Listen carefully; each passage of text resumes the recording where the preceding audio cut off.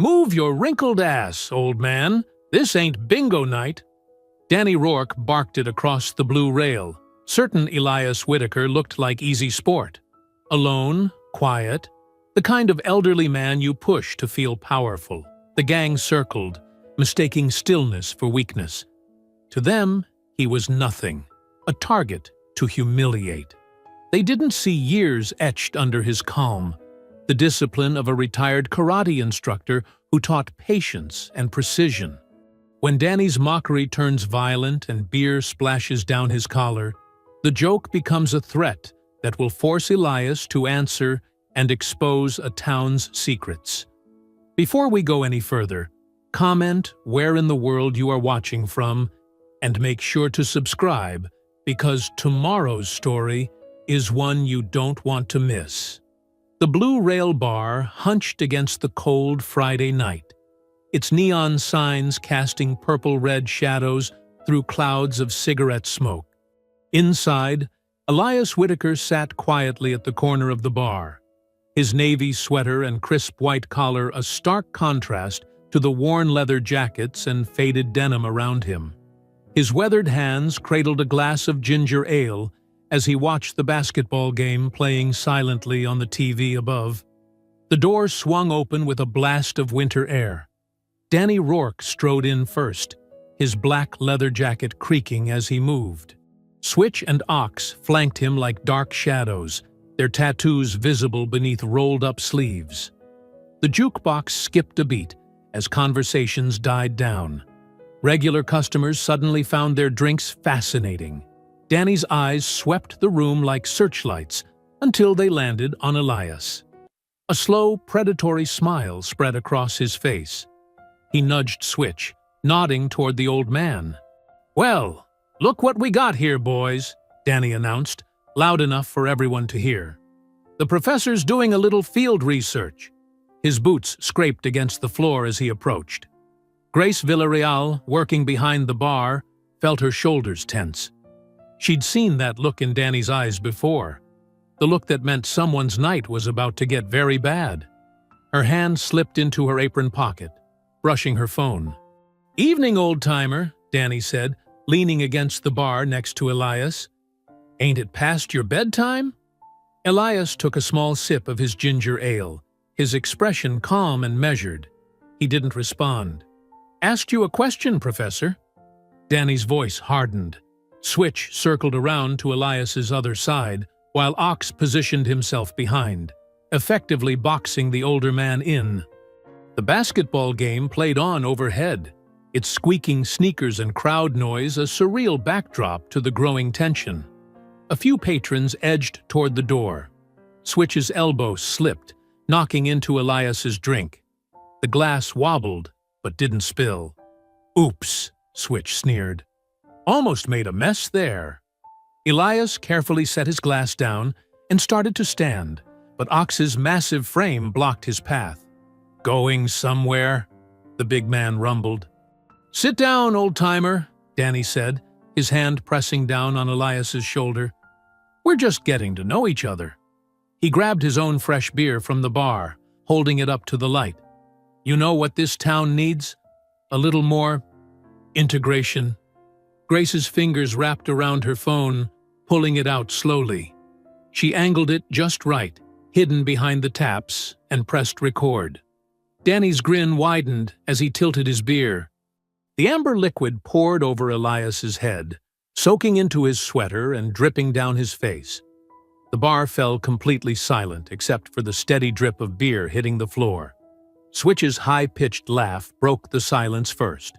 Then Ox's deep chuckle joined in. Danny's crew, scattered around the bar, added their own cruel laughter to the chorus. Beer ran down Elias's face, darkening his neat white collar.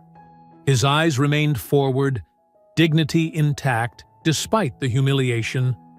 A few drops fell from his chin as Grace silently slid a bar towel toward him. The laughter continued as Elias picked up the towel with steady hands. He carefully folded it into quarters, movements precise and unhurried. The methodical way he wiped his face seemed to irritate Danny, whose smile began to fade around the edges. When Elias finally spoke, his voice was soft, but clear enough to cut through the dying laughter. "You should apologize." The room went completely still. The jukebox chose that moment to fall silent between songs, leaving only the muted sound of sneakers squeaking on the TV above. Every person in the bar seemed to hold their breath, watching the scene unfold. Danny's face froze, caught between amusement and anger. Switch's hand twitched toward his pocket, while Ox's massive shoulders tensed.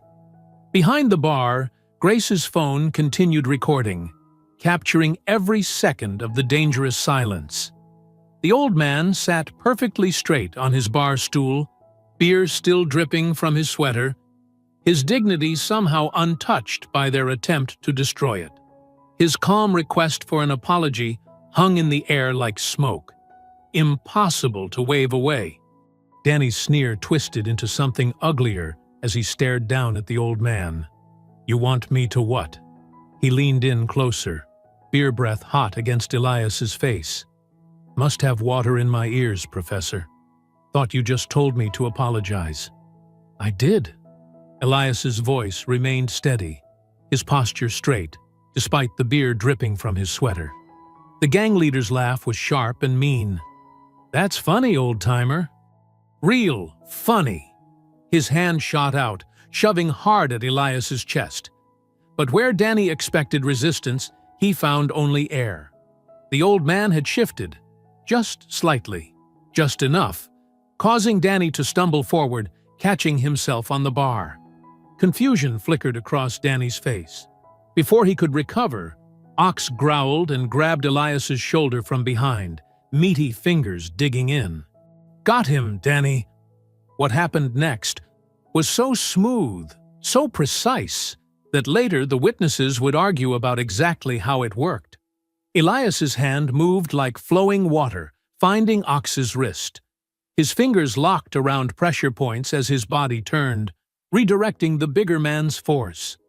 A subtle twist, a shift of weight, and suddenly Ox dropped to his knees with a yelp of pain, his arm trapped in Elias's efficient grip. "Hey!"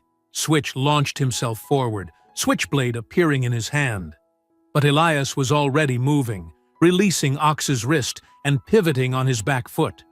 His legs swept out in a perfect arc, catching Switch behind the ankles. The wiry man's momentum carried him forward as his feet went back. He crashed into a bar stool with a resounding clatter, knife skittering across the floor. The bar erupted in gasps and muttered exclamations. Someone whispered, "Holy shit." A phone camera clicked. Ox tried to surge up from his knees, but Elias's stance had already shifted to counter the movement. His hands remained open, never forming fists, as he redirected Ox's charge. The big man stumbled past him, crashing into Danny. "That's karate," someone murmured. "Real karate, not that strip mall stuff." "My cousin took lessons from him years ago," another voice added. "He used to teach at—" "Enough!" Danny's shout cut through the chatter. His face had gone red, but he forced a laugh that didn't reach his eyes. "Enough, enough. Stand down, boys." He waved at Ox and Switch, who were picking themselves up, looking dazed and angry. "The old-timer's got some moves. Respect, Professor. Respect." Danny raised his hands in an exaggerated gesture of peace, but his fingers trembled slightly. "Let me buy you a drink to replace the one we spilled. Hell, let me buy the whole bar around." He clapped Elias on the shoulder, grip just a little too tight. "No hard feelings, right?" The gathered crowd shifted uncomfortably, recognizing the false cheer in Danny's voice. Some nodded and smiled nervously, accepting the offered peace, but others saw the cold rage burning behind his casual grin. Elias remained perfectly still under Danny's hand, neither accepting nor rejecting the gesture. His breathing was calm and measured, as if he'd done nothing more strenuous than read his newspaper. Grace approached with a fresh towel, using the movement to lean close to Elias. "Got it all on video," she whispered, barely moving her lips. Every second, Elias gave her the slightest nod, accepting both the towel and the information with quiet dignity. He dabbed at his sweater, though the beer had already soaked in deeply. "Come on, old-timer," Danny insisted, that dangerous smile still fixed in place. "Have another drink with us. We're all friends here, right?" "Thank you. No." Elias's voice was polite but firm as he stood, smoothing his ruined sweater. "I believe I'll call it a night." He moved toward the door with the same controlled grace he'd shown in the brief confrontation. The crowd parted automatically, some nodding respectfully, others still too stunned to react. Switch and Ox watched him with wary eyes, unconsciously rubbing their wrists and backs. The night air hit Elias's face as he stepped outside, cooling the beer-soaked fabric against his skin. The street was quiet except for the distant sound of traffic and the muffled music from the bar behind him. A few scattered snowflakes drifted down through the glow of the streetlights. Across the street, a black SUV sat motionless in the shadows, its engine humming quietly, headlights dark. But Elias didn't notice it as he began his walk home, his steps measured and dignified despite his damp clothes. Behind him, through the bar's windows, Danny watched him go. The false smile had vanished completely now, replaced by a mask of pure hatred as he absently rubbed his bruised pride. The cold night air bit at Elias's face as he walked through the alley behind the blue rail. His damp sweater clung uncomfortably to his skin, but his steps remained steady. Steam rose from his breath in gentle clouds as he hummed an old hymn, his wife's favorite, the one that always steadied his nerves. The buzzing fluorescent lights above the bar's back door flickered, casting jumping shadows across the wet pavement. A sudden movement caught his eye. Too late. The punch came from nowhere. Ox's massive fist driving into his ribs. Elias stumbled, breath rushing out in a sharp gasp. Before he could recover, Switch's arms locked around him from behind, pinning his elbows. "Thought you were pretty clever in there, didn't you?" Danny's voice drifted from the shadows. He stepped into the sickly light, rolling his shoulders as he approached. His knuckles cracked one by one, a deliberate, threatening rhythm. "Showing off your little karate moves, making us look stupid." Elias's mind cleared, training taking over. He regulated his breathing, just as he'd taught countless students. Assess, adapt, act. 3 against 1, Elias said quietly. "Is that what you need to feel strong?" Danny's smirk vanished. He nodded to Ox. The big man swung again, but this time Elias was ready. He dropped his weight suddenly, throwing Switch off balance. The punch whistled over his head as Elias drove his elbow back, finding the soft spot above Switch's hip. The grip loosened. Elias spun free, using the alley wall for support. His movements were precise, economical. No wasted energy. Ox charged like a bull, but Elias sidestepped, helping the momentum carry the larger man face first into the brick wall. The impact echoed through the alley. Switch recovered, slashing with another knife. Elias caught his wrist, twisted, and used the man's own momentum to send him sprawling into a dumpster with a hollow boom. The knife clattered away into a drain grate. Danny was different, trained, measured. He circled, looking for openings. His first combination was quick. Jab, cross, hook. Elias blocked, deflected, moved. The old teacher's breathing was heavier now, his age showing in the strain around his eyes, but his technique never wavered. "Getting tired, old man?" Danny taunted, pressing forward. Elias didn't waste breath responding. He waited, patient as always, for Danny to overextend. When it came, a wild right hook, Elias moved inside Danny's guard.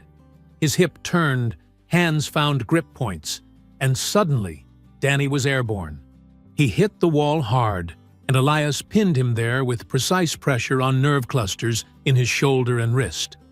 Danny struggled, but the hold was perfect. Pain kept him still. "You could have walked away," Elias said softly, his breath visible in the cold air. "All of this, your choice." Police sirens split the night. Red and blue lights painted the alley walls as a cruiser pulled up to the entrance. Chief Nolan stepped out, adjusting his belt as he surveyed the scene. "Evening, Danny," Nolan called, nodding to the gang leader. His tone was casual, familiar. "Having some trouble?" Elias released his hold immediately, stepping back with his hands visible. Danny rolled his shoulder, that dangerous smile returning to his face. "Chief," Danny said, straightening his jacket, "just caught this old-timer assaulting me and my boys. Jumped us from behind while we were taking out the trash. Isn't that right, boys?" Ox and Switch nodded, picking themselves up. Switch was holding his side where he'd hit the dumpster, but he managed to smirk. "That's not what happened." Grace burst through the back door of the bar, phone held out. "I have it all on video, from inside and just now. They followed him out here. They attacked him. Now. Chief Nolan's voice was smooth as he plucked the phone from her hand. "We'll need this for evidence. Due process and all that." He slipped the phone into his pocket, then pulled out his handcuffs. "Mr. Whitaker, you're under arrest for assaulting 3 men." "Chief," Elias began, "these men, you have the right to remain silent." Nolan cut him off, roughly cuffing Elias's wrists. "I suggest you use it." Grace tried to step forward, but Danny caught her arm. His grip looked gentle, but his fingers dug in. "Better get back to work," he said softly. "Bar's still open." The chief guided Elias into the back of the patrol car. The old man sat straight-backed despite his bound hands, face composed even as bruises began to darken around his ribs. Through the window he watched Danny light a cigarette, the flame briefly illuminating his triumphant expression. Chief Nolan paused by Danny, speaking low. Their faces were friendly, familiar, the easy manner of men who'd made deals before. The chief's hand came to rest on Danny's shoulder with a conspiratorial pat. Above them, power lines hummed in the cold night air, a web of connections running through the heart of the town. Everything was connected here: police, gangs, politics, a network of power that had just shown its true face. The fluorescent lights of the police station buzzed overhead as Elias stood for his mugshot. His navy sweater was still damp, his white collar askew. The flash popped, once straight on, once from the side. Each snap of the camera felt like another small indignity. "Look straight ahead," the clerk muttered, typing into his computer. "Assault and battery." The keys clicked with finality. Elias's fingers trembled slightly as he signed the release papers, more from fatigue than fear. He'd spent the night in a holding cell, listening to drunks sing and watching roaches scurry along the walls. His ribs ached where Ox had landed that first sucker punch. "Your bail's been posted," the desk sergeant announced without looking up. "You're free to go. Court date's in 2 weeks." In the station's lobby, Mara waited with her arms crossed. His daughter's medical scrubs were wrinkled. She'd come straight from her night shift at the hospital. The disappointment in her eyes cut deeper than any of last night's bruises. "Really, Dad?" she started as soon as they were outside. "Bar fights? At your age?" "It wasn't like that, Mara." Elias's voice was tired, but firm. "It never is." She unlocked her car, a sensible hybrid that smelled of hand sanitizer. "Get in. You need breakfast, and we need to talk." They found a quiet diner a few blocks away. The morning sun streamed through grimy windows, catching dust motes in its beams. A tired waitress brought coffee without asking. "3 men, Dad. The police report says you attacked 3 men." Mara stirred her coffee violently, the spoon clinking against ceramic. "What were you thinking?" "They attacked me," Elias said quietly. "I defended myself. just like I taught my students. Your students. Mara's laugh was bitter. Always your students. The old wound opened between them, familiar and raw. Elias stared into his coffee cup, seeing years of missed dinners, tournaments that took precedence over school plays, the dojo that became his second home while Mara grew up with a part-time father. I was trying to help those kids, he said softly. Give them discipline, direction. Other people's kids. Mara's voice cracked slightly. You were always there for other people's kids. Teaching karate, staying late at school for parent conferences, running that mentoring program. Meanwhile, I had to learn to drive from Mom because you were too busy with your calling. The waitress brought plates of eggs and toast. Neither touched their food. I thought I was doing right, Elias said. Building something good in the community. The community. Mara pushed her plate away. And look how they repay you. Locked up overnight while those thugs walk free. They drove in silence through the morning traffic. The town was waking up, shopkeepers raising metal gates, early church bells calling the faithful. As they passed St. Elijah's, a familiar figure in a bright floral dress waved them down. Pull over, Elias said. Mrs. Geneva Parks stood on the church steps like a sentinel, her silver hair catching the sun. At 80, she was still the moral backbone of the congregation, feared by sinners and respected by saints. Heard what happened, she said, as Elias approached. Her dark eyes were sharp with concern. Those boys think they run this town now, hiding behind badges and politics. It's being handled, Mrs. Parks, Elias assured her. Handled? She snorted. Like they handled that Williams boy last summer? Or Miss Chen's store getting vandalized? She reached out, taking Elias's hand in both of hers. They count on our silence, son. Don't you give it to them. In the car, Mara watched the exchange with a mixture of respect and worry. Mrs. Parks had been a fixture in their lives, at Myra's funeral, at school board meetings, leading prayers and protests with equal fervor. Back home, Elias stood in his modest living room. Decades of memories surrounded him. Trophies from tournaments, photos of students in white Gs, certificates and community awards. On the mantel, Myra smiled from their wedding photo, young and radiant in white lace. He picked up the frame, thumb brushing the glass. Myra had believed in him, in his teaching, in the power of patience and discipline to change lives. She'd supported his long hours at the dojo, understanding that some callings went beyond family. But she'd also seen Mara's hurt, tried to bridge the gap between father and daughter. I'm not done fighting, Myra, he whispered to the photo. Not yet. From the kitchen, Mara watched her father. How his shoulders stayed straight despite the night in jail.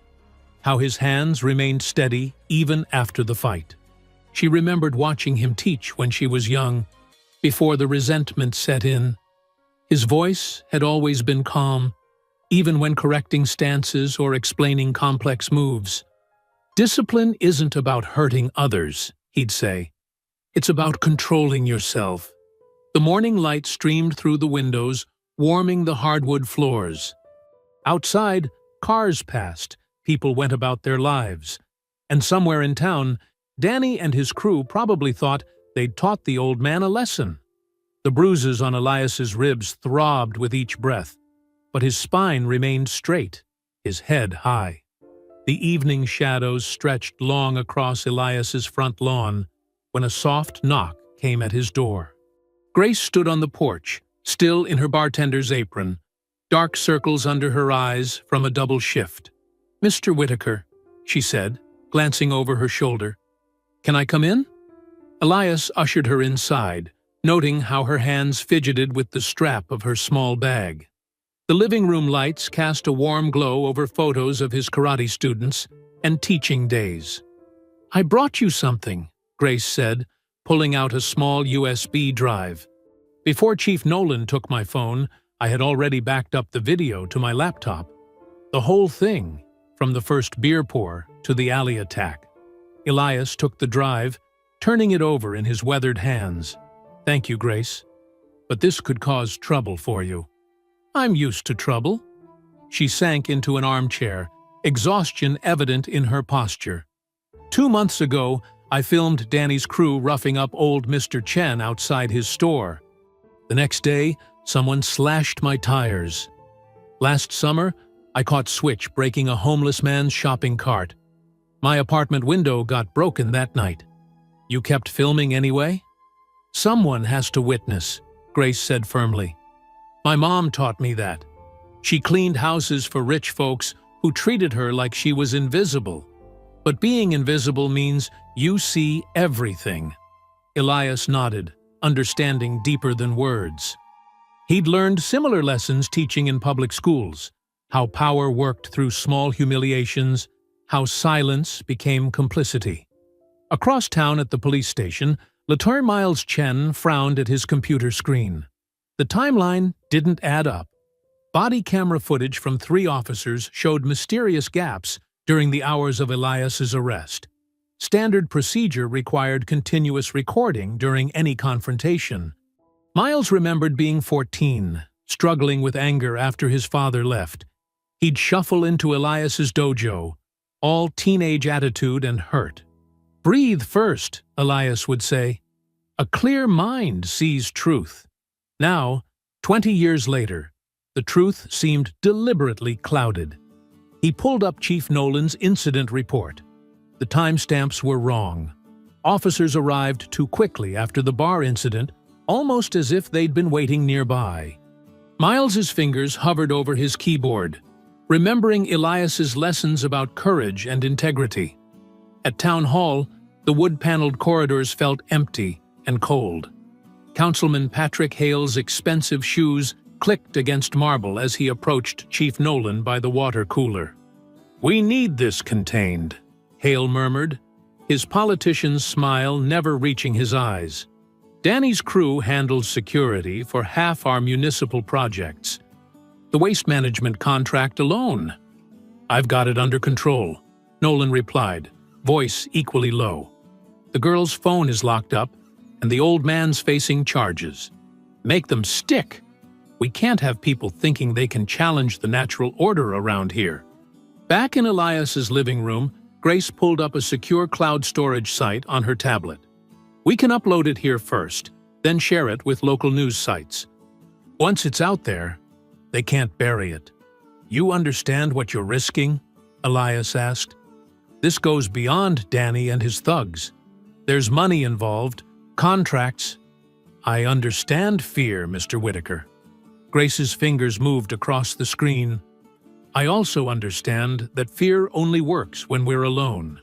But we're not alone anymore." They watched the video together. The footage was clear.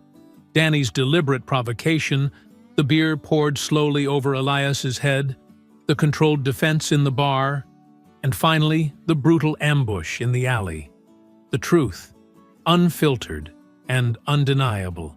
"My father was a civil rights photographer," Grace said softly. "He always said the camera was his weapon against lies. They broke his camera once, but they couldn't break his nerve." Elias thought of his own students over the years, hundreds of young people he'd taught to stand straight, to breathe deeply, to face challenges with dignity. He thought of Mara's words about choosing other people's children over her. Maybe this was a chance to show her that those lessons mattered, that standing up wasn't just about fighting. "Do it," he said. Grace's apartment was small but neat, with protest posters on the walls and potted herbs in the window. Her laptop hummed as the video uploaded to the private cloud storage. Each percentage point felt like another brick in a wall of truth they were building. "Once this goes public," Grace said, watching the progress bar, "there's no going back." "There was no going back the moment Danny decided to make an example of me," Elias replied. "He just chose the wrong person to make an example of." Outside her ground-floor apartment, a dark car rolled past, engine purring quietly. Inside, Danny pressed his phone to his ear, watching the warm light from Grace's window. "They think they can outsmart me?" he whispered into the phone. "Let's remind them who owns this town." The progress bar reached 100%. Grace closed her laptop, not seeing the car outside, not hearing the whispered threats. For now, the truth was safe in the cloud, waiting like a sword of justice about to fall. Morning sunlight streamed through Grace's apartment window as she hit publish on the 2-minute video clip. Her hands trembled slightly as she shared the link to local community groups. Within hours, notifications began flooding her phone. The footage showed everything clearly. Danny pouring beer over Elias's head, the elderly man's dignified response, and his precise, controlled defense when attacked. The bar's neon signs cast harsh shadows that made the violence feel even more stark and real. By noon, the clip had spread across the town's social media networks like wildfire. Comments poured in. "That's Elias Whitaker. He taught my kids karate for years. Those thugs got what they deserved. This has to be staged. No old man moves like that." Typical troublemakers trying to stir things up. At the local diner, regulars huddled over phones, showing each other the video. The owner, Mrs. Chen, watched it 3 times, remembering how Danny's crew had protected her restaurant last year for a fee. Emergency town hall meeting posters appeared by mid-afternoon. The crowd that gathered filled every seat in the municipal building's main chamber. The air felt electric with tension. Councilman Hale stood at the podium, his expensive suit and practiced smile a stark contrast to the working-class audience. He held up a printed screenshot from the video. "Now, folks," he began, his voice smooth as oil, "we've all seen this production." And that's exactly what it is. A staged incident designed to create division in our community. These internet hoaxes are becoming more sophisticated every day. Murmurs rippled through the crowd. Some nodded. Others scowled. Grace sat near the back, her phone still recording. "Furthermore," Hale continued, "we should question the timing. Just as we're implementing new security measures downtown, suddenly this appears? Trying to paint our local security contractors as villains?" Elias rose slowly from his seat in the middle row. His navy sweater was freshly pressed, his white collar crisp. The room hushed as he made his way to the microphone. "My name is Elias Whitaker," he said, his voice steady and clear. "I taught at Lincoln High for 30 years. Taught karate to hundreds of kids in this town. Some of their children, too." He paused, looking directly at Hale. "I taught respect for 40 years. I won't start bowing now." Mrs. Geneva Parks stood next, her church hat bobbing as she moved to the front. "I've known Elias since he married my dear friend Myra. That man has more honor in his little finger than some folks have in their whole body." She fixed the council with a stern gaze. He fought back with honor, not hate, and shame on anyone who'd rather protect bullies than truth. From his seat near the wall, Latour Miles Chen watched the room's dynamics. Earlier that day, he'd discovered something interesting in the municipal records.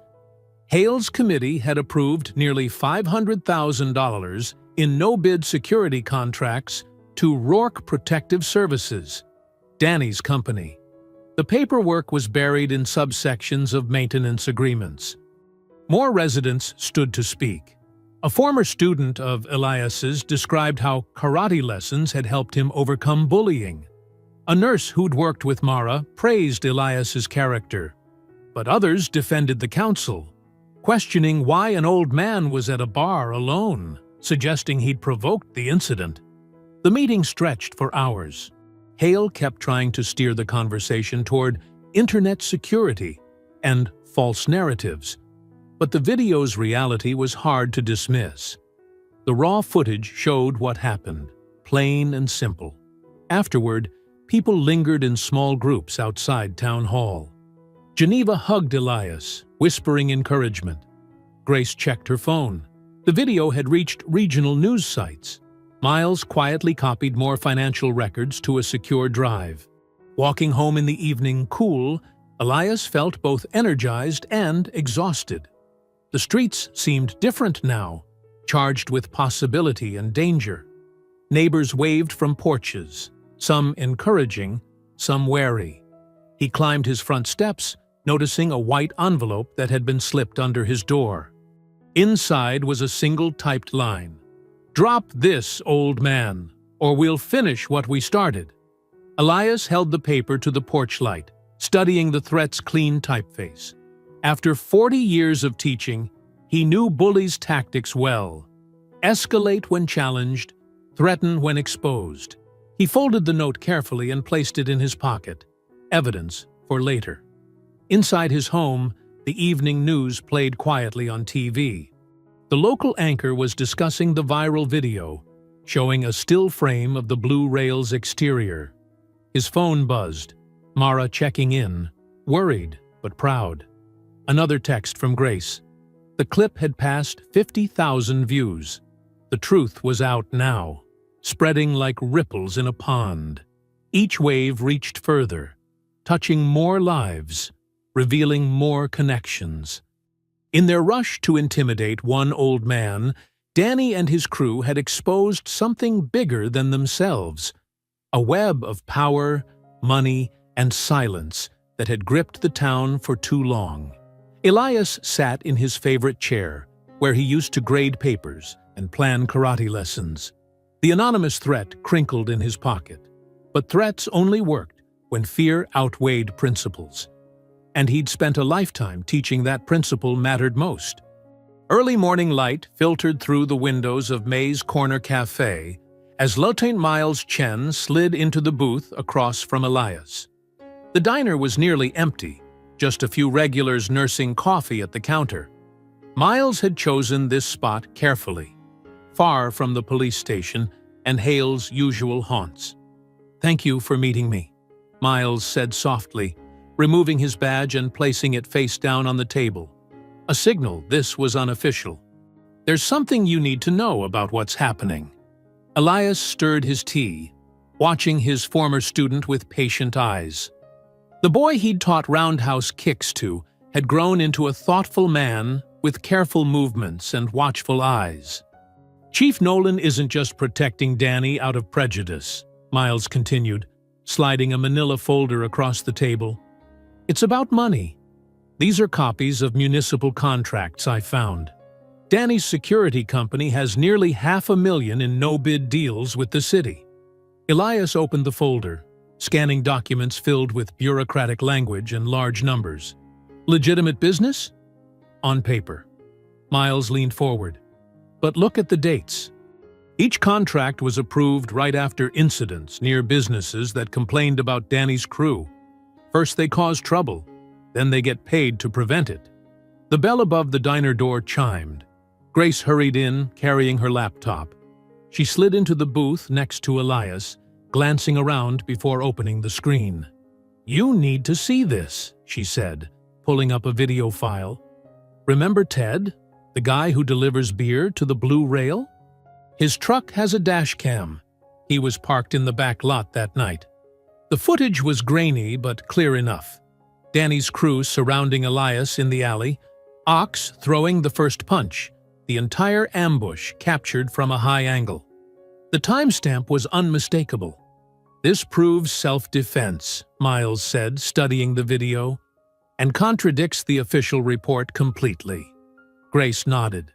"Ted was scared to come forward, but he gave me a copy last night. Said he couldn't sleep, knowing what really happened." Miles pulled out another set of papers, photocopied police logs. "I managed to get these from dispatch. Notice the pattern? Whenever someone reports Danny's crew, Nolan either delays the response or redirects officers to higher priority calls. But when Danny calls about troublemakers, response time is under 3 minutes." Elias studied the logs, remembering faces of people who'd been harassed, driven away, or forced to pay for protection. Each incident represented someone who'd faced what he had, but without the ability to fight back. "We need more," he said finally. If we're going to expose this, we need everything documented perfectly. The diner door opened again. Mara walked in, still wearing scrubs from her night shift. She carried her medical bag, her expression a mix of concern and determination. "I can help with that," she said, sitting down.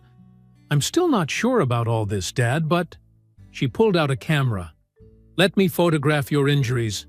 Document the timeline. If this goes to court, we'll need medical evidence." Elias rolled up his sleeve, revealing dark bruises from the alley fight. Mara photographed them clinically, measuring and noting each mark. Her hands were gentle, but professional. "The ribs, too," she said softly. "I need to check them again anyway." While Mara worked, Miles and Grace organized their evidence. The dashcam footage, radio logs, contract documents, and medical records began forming a clear pattern of corruption and violence. "We should contact state investigators," Miles suggested. "This is too big for internal affairs. Nolan has too many friends there. But we need to be careful," Grace added. "If they suspect we're building a case—" "They already do," Elias said quietly. "They're watching all of us now." The group worked through the morning, creating copies of everything, storing files in multiple secure locations. Grace set up encrypted cloud storage. Miles made notes about which officers might be willing to testify.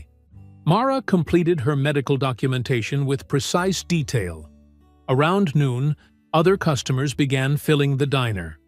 The group separated casually, leaving at different times to avoid attention. Elias took his evidence folder home, secure in a false bottom briefcase Miles had provided. That evening, he sat at his desk reviewing everything they'd gathered. The pieces were coming together, a story of systematic intimidation and corruption that went beyond simple thuggery. Danny wasn't just a bully. He was a tool being used by more powerful men to maintain control through fear. As Elias studied the contract documents again, movement caught his eye. Through his front window, he saw headlights approaching slowly. The vehicle paused outside his house, engine idling. The same black SUV from the bar, now watching his home. After a long moment, it pulled away, tires crunching softly on the quiet street. Sunday morning sunlight streamed through St. Elijah's tall windows, warming the wooden floors of the community hall. Outside, the church bells chimed 9 times as people began arriving, carrying folding chairs and thermoses of coffee. Mrs. Geneva Parks stood at the entrance, greeting each person with a firm handshake and unwavering eye contact. "Take your seats anywhere," she directed, her voice carrying authority earned through decades of community service. "And keep those phones ready. We're done hiding in the shadows." Inside, Elias stood near the front, dressed in his familiar navy sweater and white collar. He'd pushed the furniture against the walls, creating an open space in the center. Mara helped arrange chairs in a wide circle, checking her father's movements for any signs of pain from his injuries. "You sure about this?" she whispered. Elias nodded. "Sometimes the best defense is showing others they can defend themselves." The hall filled quickly. Church elders settled into their chairs, some carrying canes or walkers. Younger folks stood along the walls, phones casually but purposefully held at ready angles. Grace sat near the door, her laptop open, monitoring the backup copies of their evidence. Geneva called the meeting to order by simply standing. The room fell silent. "We're here," she announced, "because silence has cost us too much. Mr. Whitaker isn't just going to show us how to stay safe. He's showing us how to stand tall." Elias stepped forward, his movements measured and precise. "First rule of self-defense," he said, voice clear and calm, "is knowing you deserve to be safe. Age doesn't change that. Race doesn't change that. Nothing changes that." He demonstrated a simple wrist release, showing how even arthritic hands could break a grip. Mrs. Johnson, 83 and barely 5 feet tall, volunteered first. When she successfully broke free from Elias's gentle hold, her triumphant laugh sparked something in the room, a crack in the fear. "Remember," Elias continued, "you don't need strength, you need technique." He showed them how to fall safely, how to create space, how to use their voice. "The loudest weapon we have is no." The tension dissolved further as more people tried the moves. Even Pastor Williams, with his bad hip, managed to practice a stable stance. Young parents brought their children forward, and Elias adapted the lessons for small hands and eager minds. Lieutenant Miles Chen arrived in civilian clothes, nodding to Elias before taking a spot near the back. His presence, a police officer choosing to stand with them, sent ripples through the crowd. When he raised his hand to speak, the room hushed. "What happened to Mr. Whitaker?" Miles said, standing straight. "Wasn't just an assault. It was a message. Stay quiet. Stay scared. But I've known this man since I was 14. He taught me that real strength isn't in throwing punches. It's in standing up for what's right." He paused, knowing his next words could cost him his badge. "Tomorrow, the truth comes out. All of it. And I'm standing with him." Grace closed her laptop and stood. "The full video drops at 9 a.m. Not just the bar fight, everything. The ambush, the contracts, the cover-up. We've got backups of the backups. They can't bury this anymore." A murmur ran through the crowd. Hope, like sunshine through storm clouds, began to warm the room. Geneva moved to the center, her spine straight as a church spire. "Look around," she commanded. "Remember these faces. Tomorrow, when they try to tell you what you didn't see, remember this moment. Remember we stand together." The energy shifted. People who had been avoiding eye contact now exchanged phone numbers. Elderly neighbors who had stayed behind locked doors made plans to check on each other. Young activists connected with community elders, bridging generations of silence. Elias led them through one final exercise, standing in a circle, feet planted firmly, voices rising together in a clear, strong "No!" The sound filled the hall, echoed off the walls, vibrated through the floorboards. It was more than practice. It was a declaration. As the meeting wound down, people lingered, sharing coffee and stories. Mrs. Johnson taught her granddaughter the wrist release. Pastor Williams practiced stable stances with his teenage ushers. Miles spoke quietly with a group of concerned parents. Grace backed up her files one last time while Geneva organized a phone tree. Mara watched her father demonstrate a simple block to an elderly couple, his patience and dignity touching something deep in her memory. The father she'd known before grief and distance had built walls between them. The community hall buzzed with renewed purpose. Neighbors who had looked away now looked each other in the eye. The word justice passed from person to person, no longer a distant dream, but a coming reality. Across the street, parked beneath a leafless oak tree, a black sedan idled. Inside, a figure in a dark hoodie held a phone to their ear, whispering threats into the cold morning air. But their words couldn't reach through the warmth and solidarity filling St. Elijah's Hall, where a community had finally found its voice. A flash of orange light pierced the midnight darkness, followed by a thunderous boom that shook windows for blocks. Grace's silver Civic erupted in flames outside her apartment building, the heat so intense it cracked her bedroom window. She stood frozen at her desk, the backup tablet clutched to her chest, watching as her only means of transportation became a twisted mass of burning metal. Sirens wailed in the distance as neighbors poured onto their balconies. Grace's hands trembled as she dialed Elias's number. Her voice cracked when he answered. They bombed my car." Within 15 minutes, Elias's old Toyota pulled up to the curb. He climbed out slowly, one hand pressed against his ribs, watching firefighters douse the last of the flames. Grace ran to him, fighting tears. "Are you hurt?" he asked, scanning her face. She shook her head. "I was upstairs working. If I'd been in the car—" "That was the point," Elias said grimly. "To scare you." He glanced at the tablet she still clutched. "Is everything backed up?" "Triple copies, different clouds." Grace's voice steadied. "They can't erase this." Red and blue lights flashed as more police cars arrived.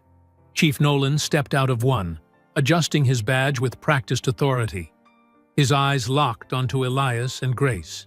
"Quite a disturbance," he said, walking over. "Miss Villarreal, we'll need a statement." "I'll be filing it with the state police," Grace replied coldly. Nolan's smile didn't reach his eyes. "As you wish. But remember, false accusations have consequences." Dawn was breaking when Grace finally agreed to leave with Elias. He insisted she stay at his house, away from the apartment where everyone knew to find her. They drove in tense silence until Grace whispered, "They're not going to stop, are they?" "No," Elias answered honestly, "but neither are we." The morning sun had barely cleared the horizon when heavy boots thundered up Grace's apartment stairs. A squad of officers, led by Nolan himself, burst through her door with a warrant held high. They found only her elderly neighbor, who watched in horror as they ransacked the empty apartment. "Cyber harassment investigation," Nolan announced to the growing crowd of onlookers. "Very serious charges." He made a show of bagging Grace's spare laptop and external drives, though the real evidence was safely hidden elsewhere. Across town, Elias stepped out to get his morning paper. The attack came swift and silent. 3 men in ski masks, definitely not locals. They moved with military precision, nothing like Danny's crew. Elias blocked the first punch, but caught a knee to his already tender ribs. Pain exploded through his chest. Still, decades of training took over. He dropped one attacker with a precise strike to the solar plexus, swept another's legs from under him, but the third landed a solid hit to his injured side. Elias stumbled, vision blurring. The sound of a car door opening nearby scattered his attackers like roaches from light. Mrs. Peterson from next door rushed out in her bathrobe, wielding a phone. "I've got you on video," she shouted, "and I'm sending it everywhere." At the police station, Lieutenant Miles Chen stood before Chief Nolan's desk, badge and gun already removed. "This isn't law enforcement," Miles said. "It's thuggery with a badge." "Turn in your credentials," Nolan replied without looking up. "Effective immediately." "Insubordination and unauthorized investigation of superior officers." "You mean discovering your corruption?" Miles placed his badge on the desk with deliberate care. "I learned honor from Mr. Whitaker, something you wouldn't understand." "Get out," Nolan snapped. "And remember, crossing the thin blue line has consequences." By afternoon, Grace's cloud accounts were mysteriously locked. Error messages claimed terms of service violations. The video evidence vanished folder by folder, despite her precautions. Her backup email addresses went dark. Years of technical experience erased by someone with higher access. Evening found Elias alone in his study, holding an ice pack to his ribs. Every breath brought fresh pain. On his desk sat his wife's photograph. Myra in her Sunday best, smiling that smile that had sustained him through 40 years of marriage. Beside it lay a stack of medical bills and legal notices. He touched his bruised side, feeling every one of his 72 years. The weight of it all, the violence, the corruption, the sheer exhaustion of fighting, pressed down like a physical thing. "Maybe I am too old for this, Myra," he whispered to her photograph. "Maybe it's time to let it go." His phone rang, startling him. Geneva's familiar voice came through strong and clear. "No, Elias. You're just seasoned." Looking at his wife's photo, he remembered her favorite saying, "Age is wisdom wrapped in aches." The pain in his side seemed to pulse with each heartbeat, but something else pulsed stronger.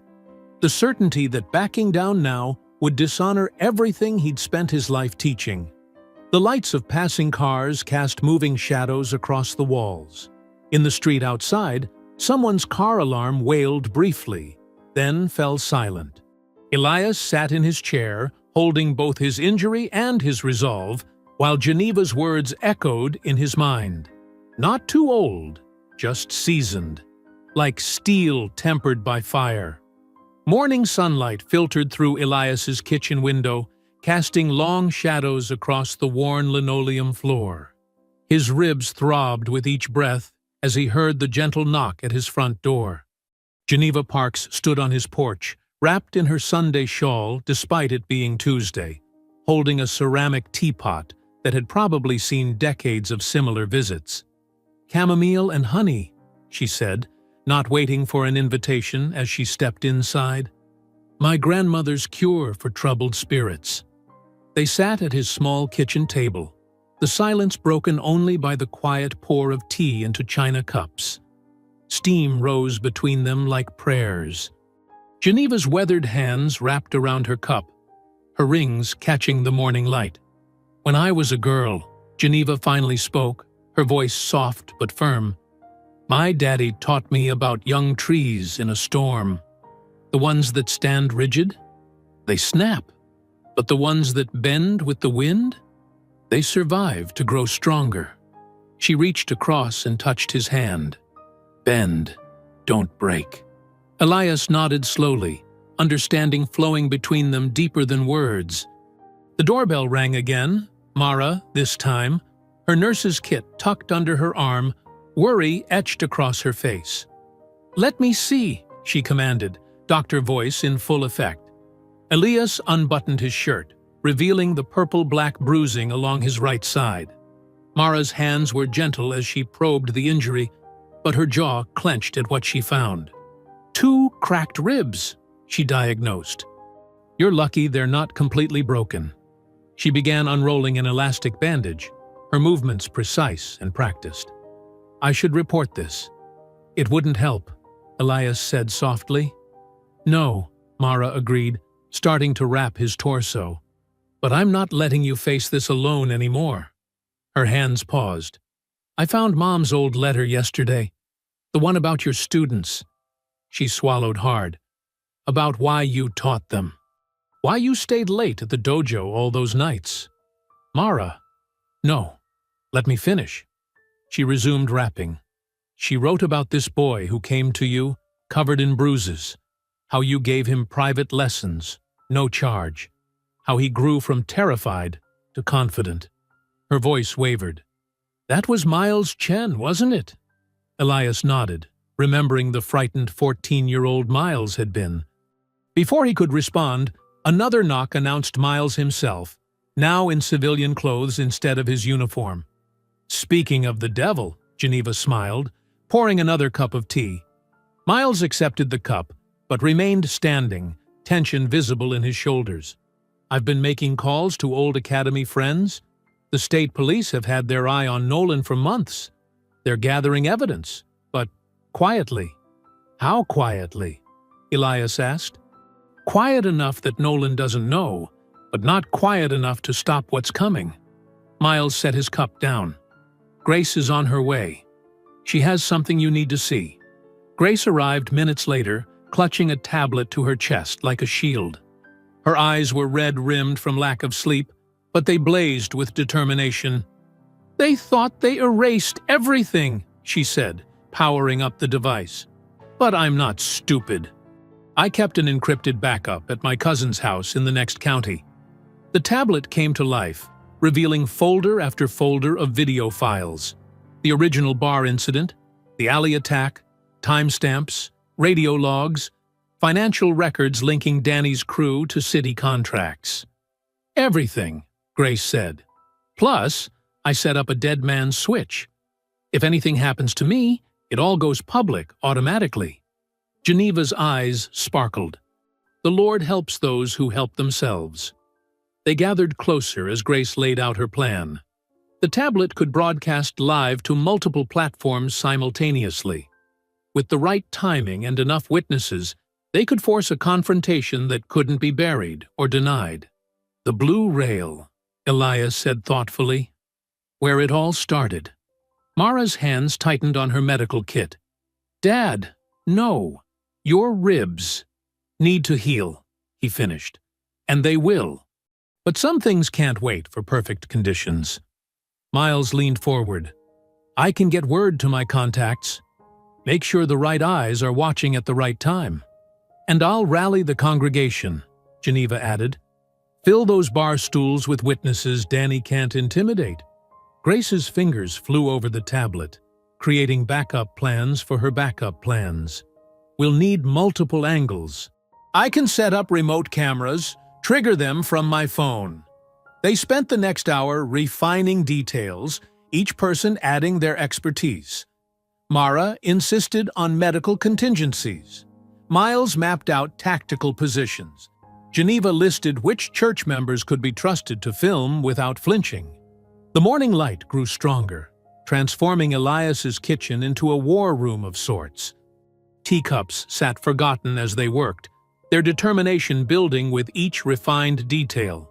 It has to be public, Elias said firmly, in full daylight, with the whole town watching. No more shadows, no more alley fights. Geneva reached for the teapot, refilling cups that had grown cold. When David faced Goliath, he did it in front of 2 armies, she said. Sometimes the witnessing is as important as the fighting. They migrated to Geneva's church basement as the plan took final shape. The old building's stone walls offered privacy, and the single bulb swaying overhead cast their faces in stark relief as they huddled around a folding table. Elias looked at each face in turn. His daughter, his former student, the brave young bartender, the indomitable church elder.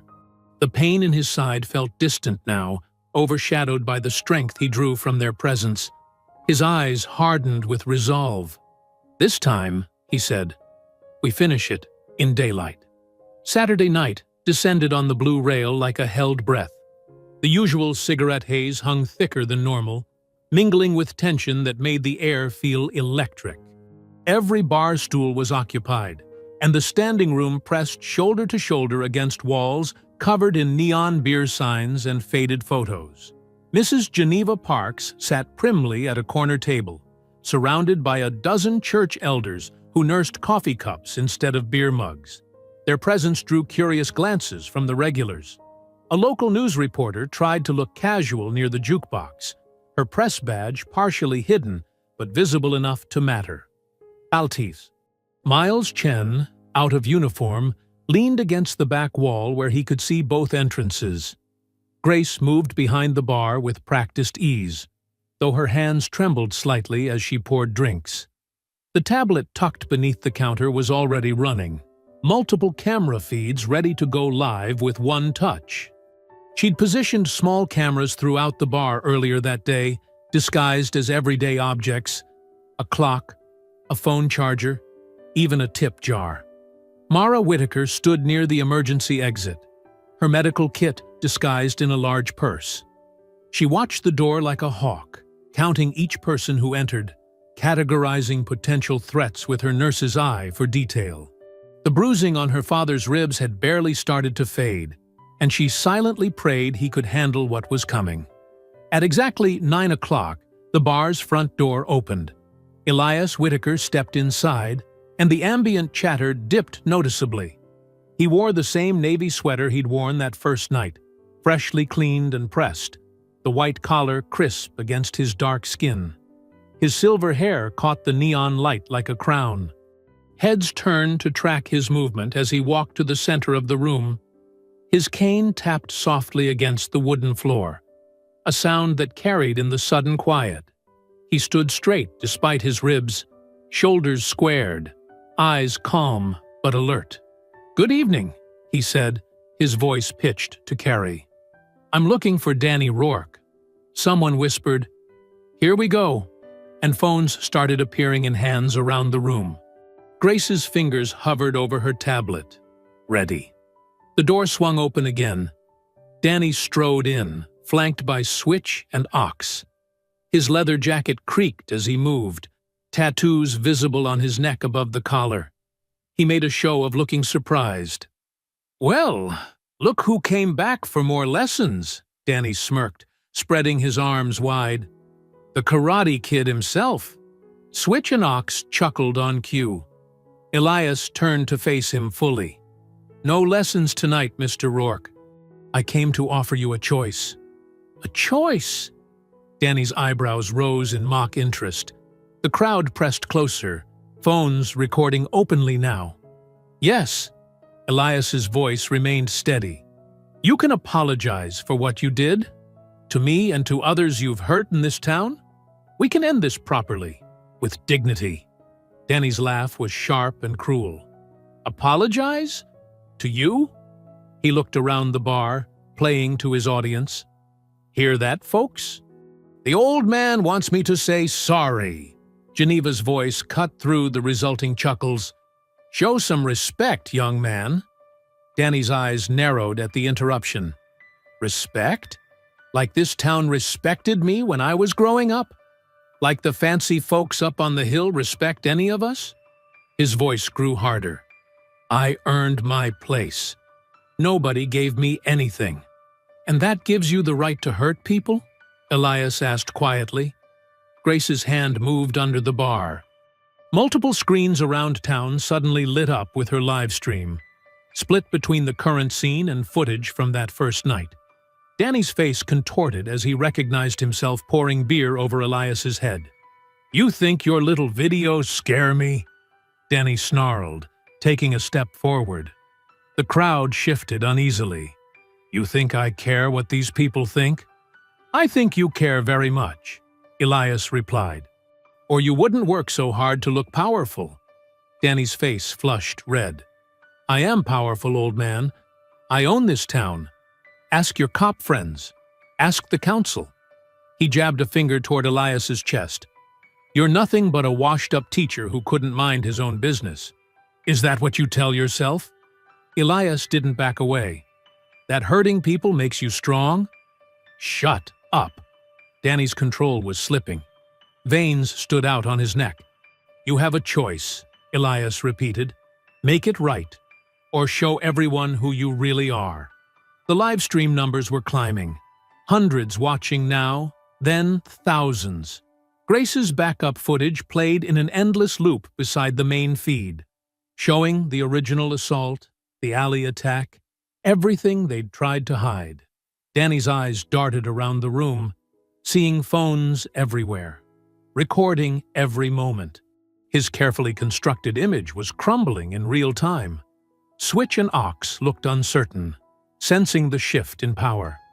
"You think you're better than me?" Danny's voice shook with rage. "You and your fancy sweater, acting all superior?" He shoved Elias hard, making him stumble back a step. "I'll show you who's better." Danny's fist lashed out in a wild haymaker. Glass shattered as someone's drink hit the floor. The crowd surged back with gasps and shouts. The bar erupted into chaos. The bar exploded into motion. Tables screeched across the floor as people scrambled back, creating a circle of space around the fighters. Neon beer signs cast alternating red and blue shadows across faces, frozen in shock and anticipation. Danny came in wild, throwing haymakers fueled by rage and wounded pride. Elias moved like water, smooth, efficient, no wasted motion. He slipped the first punch, redirected the second with an open palm, and planted a precise kick to Danny's outer thigh that made the younger man stumble. "Stay calm, Dad," Mara called from her position near the door. "Control your breathing." Switch darted in from the left, while Ox lumbered forward from the right. A practiced pincer movement. Elias read their rhythm instantly, decades of training crystallizing into pure instinct. He stepped into Switch's space, jamming the attack before it could generate power, then pivoted sharply. Switch's momentum carried him straight into Ox's path. They collided with a grunt of confusion. "That's it!" Geneva's voice rang out as she began pounding her fist on the bar top in a steady rhythm. Show them what discipline looks like." Other elders joined her, creating a thunderous beat that filled the room. Grace kept her tablet steady, capturing everything. Her main camera showed the full scene, while a second angle focused tight on Elias's technique. The live stream counter ticked past 5,000 viewers. Ox recovered first, bellowing as he charged straight at Elias like a freight train. The old master waited until the last possible second before stepping aside, his hand guiding Ox's shoulder just enough to send him crashing into an empty booth. The impact splintered wood and sent glasses shattering to the floor. "Watch the bottle!" Mara screamed as Switch snatched up a broken beer bottle, jabbing it toward Elias's face. But Elias was already moving. His left hand snapped up to catch Switch's wrist, while his right hand clamped down on the elbow. A sharp twist of his hips, and Switch's arm bent in on itself. The bottle clattered to the ground as Switch dropped to his knees, face contorted in pain. Elias released him instantly. Control demonstrated, no further harm needed. Danny had regained his footing, circling now with the trained caution of someone who'd had military combat training. "Not so old after all, huh?" he snarled, testing Elias's defense with quick jabs. "Age gives perspective," Elias replied calmly, blocking each strike with precise movements. "Something you lack." Danny launched a combination: jab, cross, hook. But Elias's defense was impenetrable. Each punch met empty air or was deflected harmlessly aside. Elias countered with surgical strikes to Danny's solar plexus and floating ribs, careful to avoid any headshots. He wasn't here to concuss or permanently damage, only to demonstrate the futility of Danny's chosen path. The crowd had formed a corridor now, phones raised high, as the fight moved toward the back door. Geneva's rhythmic pounding followed them, joined by dozens of others keeping time. It became a pulse, a heartbeat for the unfolding drama. "Remember your training," Miles called out, his voice carrying over the din. "Flow like water." Elias flowed indeed. When Danny overcommitted to a right cross, Elias swept his front leg, sending him stumbling. When Ox tried another bull rush, Elias used the bigger man's momentum to send him spinning into Danny.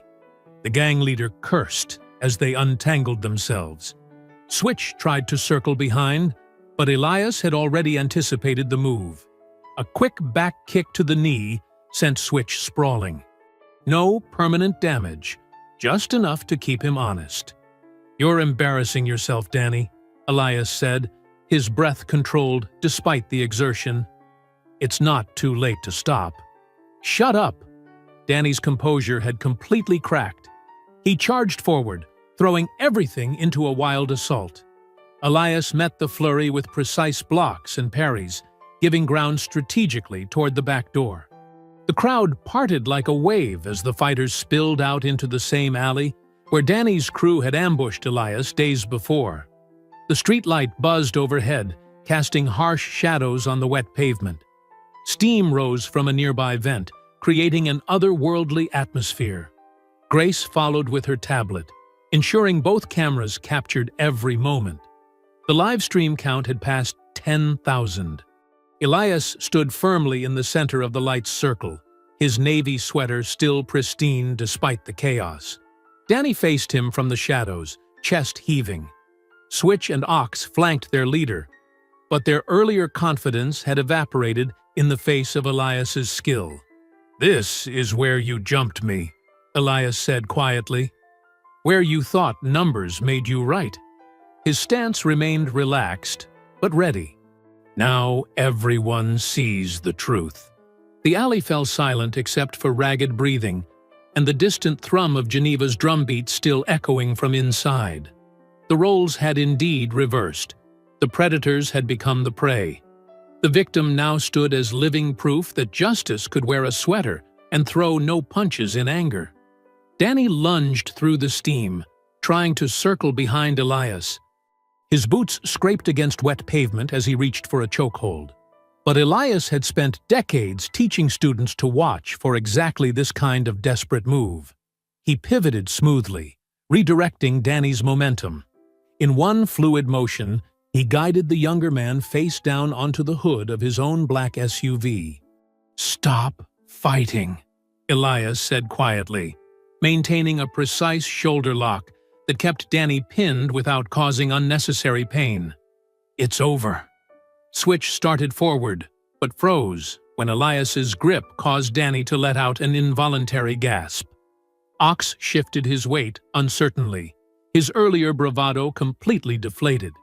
Grace's tablet screen glowed in the darkness as she held it steady. The live stream now showed a split screen. On one side, the current scene with Danny pinned against his vehicle. On the other, footage from days ago showing Danny's crew ambushing Elias in this same alley. The viewer count had exploded past 20,000.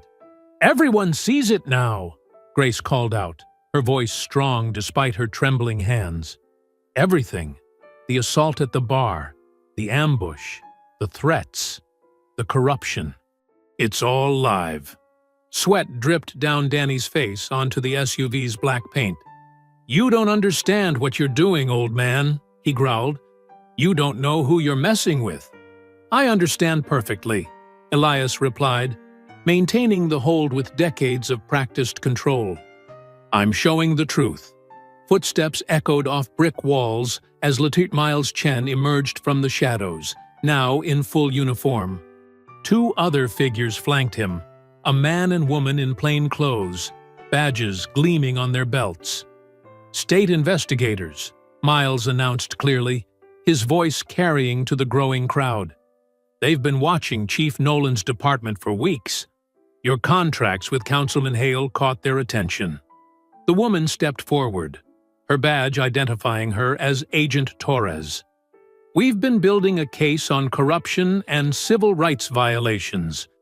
Tonight's live stream just gave us everything we needed." "You can't," Danny started, but Elias's slight adjustment of the shoulder lock made him stop mid-sentence. More footsteps pounded down the alley as Chief Nolan pushed through the crowd, face red with rage. "Release him immediately," he barked at Elias. "You're under arrest for—" "No, he's not," the male investigator cut in smoothly. "But you, Chief Nolan, are under review for evidence tampering, conspiracy, and civil rights violations. Please, step back." The crowd had grown larger, spilling out from the blue rail. Phone cameras glowed like fireflies in the darkness. Geneva's drumbeat had followed them outside, joined by others keeping rhythm on walls and railings. "Dad!" Mara called out. "State police are coming." "Hold steady." Switch and Ox began backing away, but Miles and two uniformed officers who had followed him quickly blocked their escape route. "Nobody leaves," Miles ordered. "This ends properly." Grace zoomed her camera in tight on Danny's face as he lay pinned. "The whole town is watching," she said. "And this time, there's no erasing the evidence." The sound of approaching sirens grew louder. Red and blue lights began to strobe off the wet brick walls, creating a surreal light show in the rising steam. State police cruisers blocked both ends of the alley. "Mr. Whitaker," Agent Torres said formally, "you can release him now. We'll take it from here." Elias maintained the hold for one more moment, leaning close to Danny's ear. "I won't be what you made me fight," he said softly, then released his grip and stepped back with perfect control. Danny slumped against his SUV as state troopers moved in with handcuffs. The metallic clicks seemed to echo off the walls as they secured him, then Switch and Ox in quick succession. The live stream captured every moment in crystal clarity. "Daniel Rourke," the male investigator read formally, "you're under arrest for assault, conspiracy, witness intimidation, and civil rights violations." He continued reading rights as Danny was led toward a waiting cruiser. The crowd's cheers started soft, but swelled quickly, bouncing off the alley walls. Geneva's drumbeat transformed into rhythmic clapping. People pressed forward, reaching to pat Elias's shoulder or squeeze his hand. Mara pushed through and hugged her father tight. "You did it," she whispered. "You really did it." Chief Nolan stood frozen, watching as his carefully constructed system of corruption crumbled around him. Agent Torres approached him with a grim expression. "We'll need to speak with you as well, Chief." Grace's tablet continued recording as Danny and his crew were loaded into separate cruisers. The split screen told the complete story. The initial assault transformed into justice served, all captured forever in high definition. The steam continued rising around Elias as he stood straight and dignified in his navy sweater. Multiple sirens wailed behind them, their lights painting the scene in alternating red and blue. The crowd's cheering grew louder, a celebration of justice finally served. A week after the live stream, Elias sat at his kitchen table, scanning newspaper headlines spread across the worn wood surface. Local man's viral video exposes town-wide corruption. Private security contracts revealed as cover for harassment. Police chief and councilman under investigation. Grace's footage had done more than capture a fight. It had ripped the lid off years of systematic abuse. The video had spread far beyond their small town, gaining national attention. Major news networks were running segments about small-town corruption and civil rights. Mara poured coffee into her father's favorite mug, the one with karate stance diagrams printed on the side. "Did you see the morning news? They're calling you a dignified warrior for justice. Geneva's been fielding calls from 3 different networks." "I didn't do this for attention," Elias said quietly, folding the newspaper. "I did it because it was right." His phone buzzed, another text from Miles. The investigation was moving quickly. State prosecutors had frozen Councilman Hale's assets after discovering irregularities in contract payments. The security services Danny's crew provided had been grossly overpriced, with kickbacks flowing through shell companies. "Mr. Whitaker?" Grace called from the front porch. She'd taken to checking on him daily, despite his protests that he was fine. "You should see this." She held up her tablet, showing a live news conference. Chief Nolan stood at a podium, his usual confident swagger replaced by defeated stiffness. Internal messages from his department had leaked. Not explicit slurs, but clear evidence of bias. Messages about keeping certain people in line and protecting the right interests. "I hereby announce my resignation as Chief of Police," Nolan read mechanically. "I apologize for any actions that may have undermined public trust." His eyes never met the camera. Elias watched silently. He took no joy in Nolan's downfall, but felt a deep satisfaction in seeing truth prevail. The system that had protected bullies and punished victims was crumbling. Later that afternoon, Mara drove Elias to the courthouse for Danny's plea hearing. The steps were crowded with reporters and cameras, but they parted respectfully as Elias approached. He declined all interviews, letting the video speak for itself. Inside the courtroom, Danny, Switch, and Ox sat in pressed jail uniforms. Their leather jackets and swagger were gone. Danny's lawyer stood, addressing the judge. "Your Honor, my clients wish to change their plea to guilty on all counts of assault, intimidation, and conspiracy. They've prepared statements of remorse they'd like to read into the record." The judge nodded. "Proceed."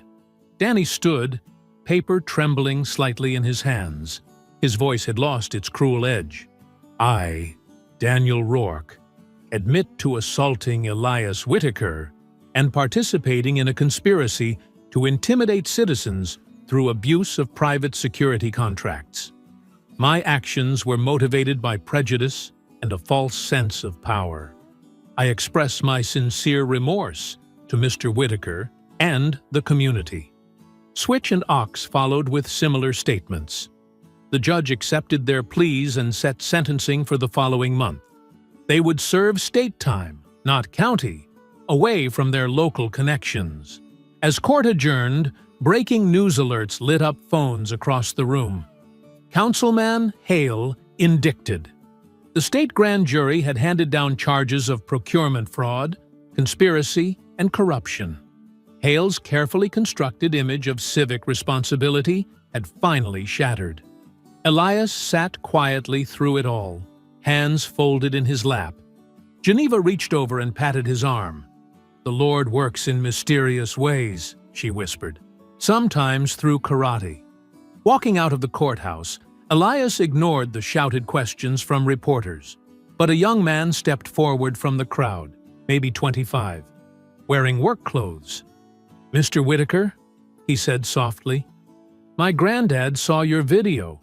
He's 82, lives across state. He said you made him proud, made him feel like standing tall again." Elias felt something catch in his throat. He managed a faint smile, humbled by the impact his stand had made. The young man squeezed his shoulder once and disappeared back into the crowd. Mara appeared at his side. "Ready to go home, Dad?" He nodded, watching the reporters chase after Hale's lawyer for comments about the indictment. The crowd's energy was electric, with the sense of justice being served, corruption exposed, truth finally breaking through. Grace waited by the car, tablet in hand. "The video just passed 2 million views," she said. "People are sharing it with messages about standing up to bullies, about dignity and courage." "Good," Elias said simply. He settled into the passenger seat, feeling the weight of the past week. His ribs still ached slightly, but his spirit was strong. The town was healing, truth by truth, step by step. They drove past the blue rail, where workers were taking down the old signs. New ownership was coming in, promising changes. The alley where it all happened had been cleaned up, the dumpsters replaced. But the memory of that night, of standing firm, of refusing to break, would linger long after the physical marks faded. 2 months had passed since the courtroom drama. The autumn air carried the scent of fresh paint as people gathered outside the blue rail's newly renovated entrance. A wooden sign, hand-carved and stained deep mahogany, hung proudly above the door. "Respect lives here." Sarah Chen, the new owner and Miles's sister, stood nervously by the entrance. She'd transformed the interior, better lighting, clean lines, and a long community table where the old pool table used to be. But the biggest change wasn't physical. It was the atmosphere of welcome that now filled the space. "Free coffee for seniors," Sarah announced, pointing to a chalkboard menu. "And we've got a bystander action policy posted by every exit. No one stands alone here anymore." Elias sat at the bar, sipping his usual ginger ale. The spot where Danny had humiliated him now felt different, transformed by truth and consequence. Regular customers nodded respectfully as they passed, some touching his shoulder in quiet acknowledgement. Grace moved between tables with her camera, documenting the reopening for the community TV station. She'd turned her viral video experience into a regular gig, telling local stories of positive change. The lens caught elderly couples sharing coffee, young families enjoying early dinner, and workers still in uniforms gathering for end-of-shift meals. "The town feels different," Mara observed, sliding onto the stool next to her father. "People look each other in the eye now. They speak up when something's wrong." Elias nodded. The changes went beyond the blue rail. Danny and his crew were serving their sentences upstate. Councilman Hale awaited trial under house arrest. The new police chief, recommended by Miles, had implemented community oversight policies. Small steps, but meaningful ones. "Time for class," Elias said, checking his watch. They gathered their things and headed toward St. E. Elijah's Community Hall, where twice-weekly self-defense for seniors classes had become a neighborhood fixture. The church hall hummed with activity. Elderly men and women in comfortable clothes, arranged practice mats on the floor. Miles, still in his lieutenant's uniform from his day shift, helped adjust the padding on training dummies. Geneva Parks sat in her usual chair by the door, greeting each arrival with a sharp eye and warm smile. At 80, she'd become the program's fiercest advocate, recruiting participants from every church and senior center in town. "Remember, folks," she called out, "we're not just learning to protect our bodies, we're protecting our dignity." That's what Brother Elias taught us. Mara set up her first aid station in the corner, though they rarely needed more than ice packs and athletic tape. She watched her father move through the room, adjusting stances and offering quiet encouragement. Their relationship had healed alongside the community, old wounds giving way to new understanding. Grace positioned her camera to capture the session. These classes had become popular viewing on the community channel, inspiring similar programs in neighboring towns. She zoomed in as Elias demonstrated a simple wrist release, his movements precise and gentle. "Control starts with breath," he explained, his voice carrying clearly through the hall. "Power isn't about muscle, it's about balance, about knowing your worth and standing your ground." The students, ranging from 60 to 85 years old, paired up to practice. Miles moved among them, sharing techniques he'd learned from Elias decades ago. The sound of shuffling feet and concentrated breathing filled the air. "Good, Mrs. Rodriguez," Elias praised an elderly woman who'd successfully broken a grip on her arm. "You see, age is no barrier to standing tall." Geneva rose from her chair, tapping her cane for attention. The class paused as she spoke. "Let us pray. Lord, remind us that justice doesn't end with one fight. It begins there. Every day we choose dignity over fear, respect over hatred. We honor your truth." "Amen," the room responded in unison. As the session wound down, Elias walked to a carefully wrapped package leaning against the wall. Inside was his late wife Myra's dojo banner, preserved since her passing 15 years ago. The fabric, though aged, still held its deep blue color. Her hand-painted characters for "Peace Through Strength" bold against the background. With Miles's help, he hung the banner on the wall, its presence transforming the church hall into something more, a place of learning, healing, and community. The evening sun streamed through stained glass windows, casting rainbow patterns across the mat-covered floor. "Line up," Elias called softly. The class formed neat rows, backs straight despite aging joints. Miles took his place at the front, beside his old teacher. From outside, the sweet harmonies of the town choir practicing in the main church drifted in, their hymns a peaceful backdrop to this moment of respect. The sounds of their community finding its voice again, stronger for having faced its shadows. Elias looked at the faces before him, not just students, but witnesses to change. Each one had chosen to rise above fear, to learn, to grow. In their eyes, he saw his wife's spirit living on, her belief in dignity and justice flowering in unexpected ways. The class bowed as one. Elias returned the gesture, a smile warming his white beard. In that simple movement lived decades of teaching, months of struggle, and the quiet triumph of truth over power.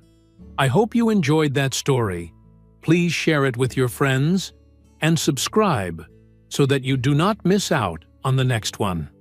In the meantime, I have handpicked 2 stories for you that I think you will enjoy. Have a great day.